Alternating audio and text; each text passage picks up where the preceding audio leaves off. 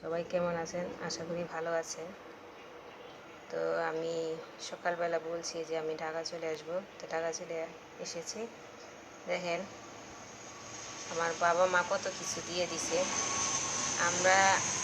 আমি আর আমার মেয়ে আমার বাবার বাড়ি চলে গেছিলাম বেড়াইতে। এই দেখেন প্রথম কী থেকে শুরু করি। এই দেখেন ঈদের সময় বাবার বাড়ি যেতে পারি নাই, 1 পিস নারিকেল 100 টাকাতে কিনে নিছি। আর দেখেন 4 পিস নারিকেল আর সজনে ডাঁটা, কামরাঙ্গা গাছ তো দেখাইছি ভিডিওতে আমাদের। তে তরকারি খাওয়ার জন্য আমি 4-5 পিস কামরাঙ্গা নিয়ে এসেছি। অনেকেই হয়তো ভাবছেন কামরাঙ্গা দিয়ে তরকারি কীভাবে খায়। কামরাঙ্গা দিয়ে, ছোটো মাছ দিয়ে বা যে কোনো মাছের মাথা দিয়ে চটচটি হেভি টেস্ট। বেগুন সাথে বেগুন, এই যে আমার মা বেগুন নিয়েও দিয়ে দিছে। আর একটা জিনিস দেখাই, এটা হচ্ছে গোস্তের শুটকি, কোরবানির গোস্তের শুটকি। এই যে এই যে শুটকিটা। আর এটা হচ্ছে লটকন, লটকন না সরি, ডুমুর, ডুমুর। এটা আমার বোনের বাড়ি থেকে নিয়ে এসেছি। বোনের বাড়ি রাজশাহী, ওইখান থেকে কালকে আমার ভাই এসেছে নিয়ে। আর এটা হচ্ছে কচুরলতি, এটা কচুরলতি। আর পাট শাক, এটা হচ্ছে মেহেদি।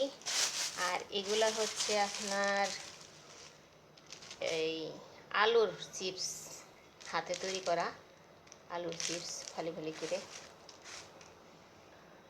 এখানে দেখেন আমার মা সেমাই দিয়ে দিছে। আমার হাজব্যান্ড যায় নাই, ও তার বাড়িতে গেছে আমার ছেলেকে নিয়ে একটা জরুরি কাজে।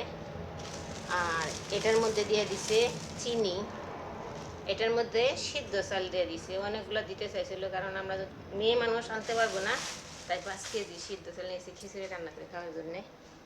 আর দেখেন আমের সিজন প্রায় শেষের পথে। এটা আসছি না মনে হয়, কি আম জানি আম্মু, আমি বলতে পারি না সঠিক। এই আম আমার ভাইয়ের শ্বশুর বাড়ি থেকে এনেছে অনেকগুলি। এখানে মনে হয় 25 পিস আছে, মেলাগুলো আম দেখতে অনেক সুন্দর। আর সাথে আমার আম্মা গায়ের দুধ দিয়ে দিছে। আর এটা হচ্ছে কুরবানির গোস্ত দিয়ে দিছে, খাসির গোস্ত। এটা হচ্ছে খাসি, এটা গরু, এটা মনে হয় কাঁঠাল, এটা সিদ্ধ কাঁঠাল, কাঁঠাল দিয়ে তরকারি খাওয়ার জন্য। আর আমার হাজব্যান্ড যায় নাই দেখে কলিজা ভুনা করে দিছে, মাংস রান্না করে দিছে, গোস্ত কোরবানির, যায় নাই দেখে। তো এই তো বাবার বাড়ি থেকে চলে আসলাম ঢাকা শহরের। আর কি বলবো, আমার হাজব্যান্ড রংপুর গেছে, এখনও বাসায় পৌঁছায় নাই। তো কাছাকাছি এসে করেছে, কিছুক্ষণের ভিতরে মনে হয় ভিতরে আসা করবে বাসায়। এখন আমি রান্না করব। দেখেন কত কি দিছে, এই যে গরু শুটকি, মেলা কিছু। আমরা যে 2 মা বেটি কী করে ওভারব্রিজ পার হয়ে নিয়ে আসলাম। আমি ওভারব্রিজে উঠে সিঁড়ি পার হইয়া দাঁড়ায় উপরে দাঁড়ায় কিছুক্ষণ রেস্ট নিলাম, তারপরে আবার হাঁটা শুরু করলাম। কারণ রিস্ক নিয়ে রাস্তা পারাপার করা যাবে না, সকালে খুব থাকে। এই তো বাবার বাড়ি গেলে কত কিছু আরও অনেক কিছু দিয়েছিল, আনতে পারি নাই। কবিতর, তারপরে রাজহাঁসের মাংস, ওটা রেখে এসে করছি। এইগুলো নিয়ে ব্যাগ আলো করতে পারতেছিলাম না, এত ভারী হয়েছিল। বেশ করে আম, মেলাগুলো আম, প্রায় 5 কেজির উপর আম। তারপরে 5 কেজি সিদ্ধ চাউল আছে, 4টা নারিকেল 5টা দিয়েছিল, একটা রেখে এসে করছি। এই তো আবার বলছিলাম মাছ নিয়ে আসতে, মাছ আনবো না, আরেকবার মাছ নিয়ে এসে আমার অনেক অসুস্থ ছিলাম। এত দূরে থেকে মাছ নিয়ে আসাটা ঠিক না। ওর সাথে আবার 2টা মূলা নিয়ে এসেছি শুটকি দিয়ে খাওয়ার জন্য। আচ্ছা, তো সবাই ভালো থাকেন, সাবধানে থাকেন, সেফে থাকেন, রাস্তা পারাবার সময় খুব সাবধান।